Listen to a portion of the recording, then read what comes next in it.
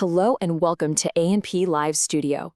I'm your host. As a registered nurse and an anatomy and physiology instructor for advanced healthcare professionals, my goal is always to help connect the dots between complex physiology and what we actually see in clinical practice. Before we jump in, just a quick reminder, this presentation is for educational purposes only and is absolutely not a substitute for professional medical advice. Today, we're going to talk about sepsis, a truly life-threatening condition where the body's internal balance just catastrophically fails.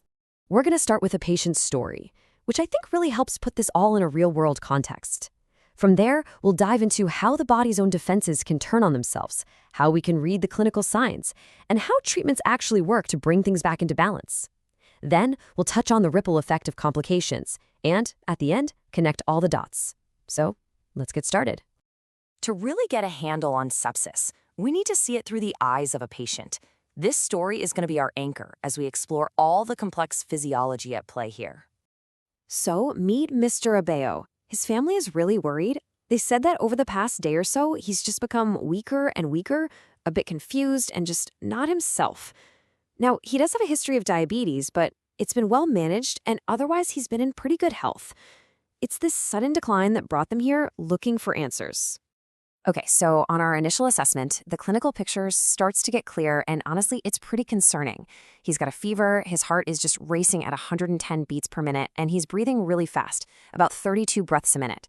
His confusion, that altered mental status, is pretty obvious, and his blood pressure is alarmingly low at 90/50. These aren't just random symptoms, they are vital clues that his body is in a state of crisis. Mr. Abeo's condition is a really stark example of what happens when the body loses its internal stability. And that stability has a name: homeostasis. Just think of it as the body's really sophisticated balancing act. It's this dynamic state of equilibrium where things like our temperature, our heart rate, and our blood pressure are all kept within a very narrow, healthy range. Our health really is a state of balance, and it's maintained across every level of our body, from tiny molecules to entire organ systems. But when that balance breaks, the body tips over into a state of disease. And this is exactly what's happening to Mr. Abeo. His body has lost control, and understanding this breakdown is the key to understanding sepsis. So let's explore the pathophysiology of sepsis. What's so fascinating, and frankly so scary about it, is that it isn't so much an invasion from an outside enemy, it's much more like a civil war, where the body's own defense systems start causing devastating friendly fire.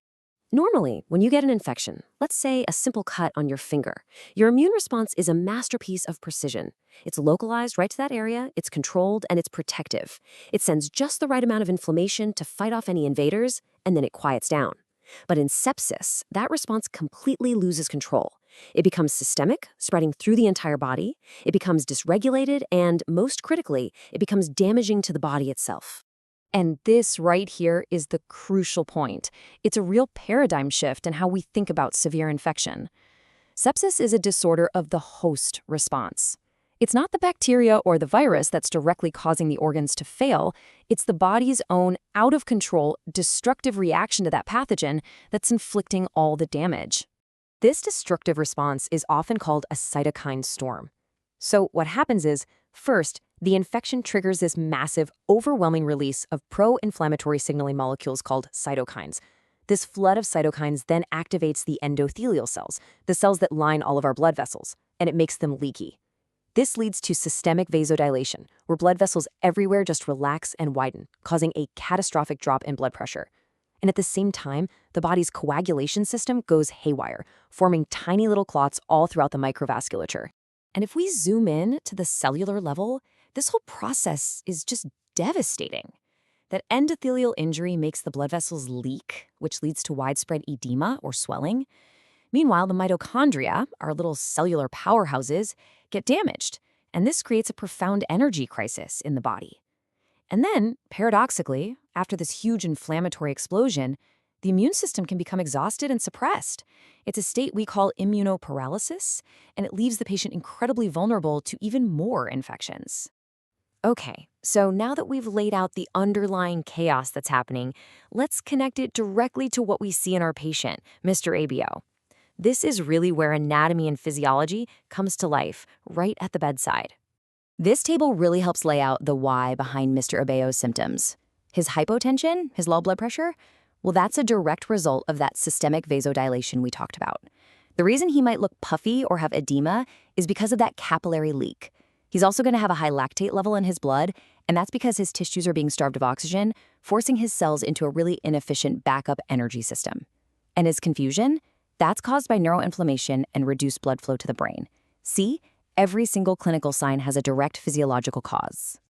So, how do we formally diagnose this? Well, we use a combination of tools. Clinically, we use scoring systems like the Q-SOFA, which helps flag patients who have at least two of the following: altered mental status, a fast respiratory rate, and low blood pressure. Then we combine this with lab markers that show inflammation, like an abnormal white blood cell count, and signs of poor tissue perfusion, like that high lactate level. And finally, we look for evidence that organs are starting to fail. For example, a rising creatinine level tells us the kidneys are in trouble. Recognizing the problem is the first step, right? The next and most crucial step is intervening with therapies that are specifically designed to counteract this pathophysiology and restore that critical homeostatic balance. The treatment strategy for sepsis is actually very logical, and it focuses on two main goals. Number one, we have to restore blood flow and oxygen delivery to the tissues. We have to restore perfusion. And number two, we have to control the initial trigger, the infection that started this whole cascade in the first place.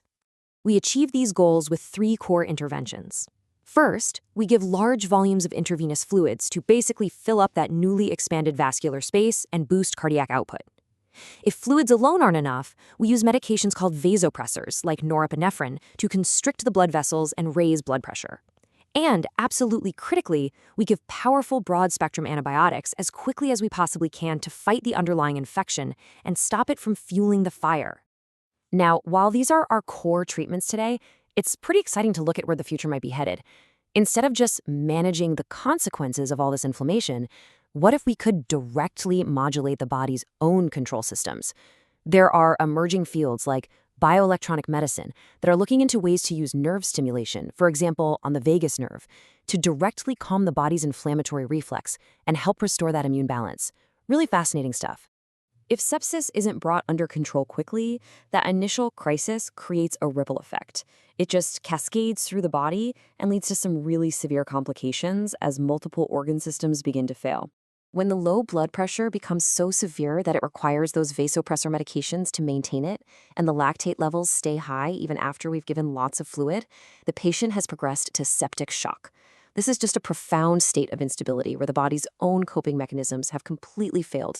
And from septic shock, we can unfortunately see the development of multi-organ dysfunction syndrome, or MODS. The lungs fill with fluid, leading to ARDS. The kidneys fail from that poor perfusion, causing acute kidney injury.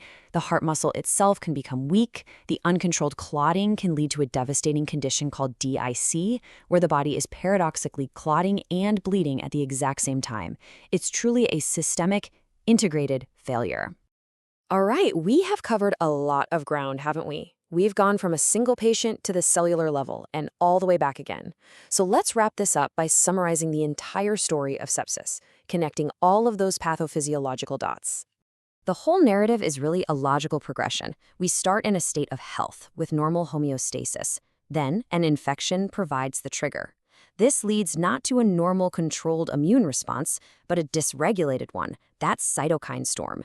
This internal war is what creates the clinical signs we see at the bedside, like the hypotension and the confusion. And finally, our treatment logic is designed to directly counteract all of this pathophysiology, to restore perfusion and to control the source of the infection. This brings us to one final thought. We've seen how sepsis is really a disease of dysregulation. So as our technology and our understanding continue to advance, the future of treatment might shift.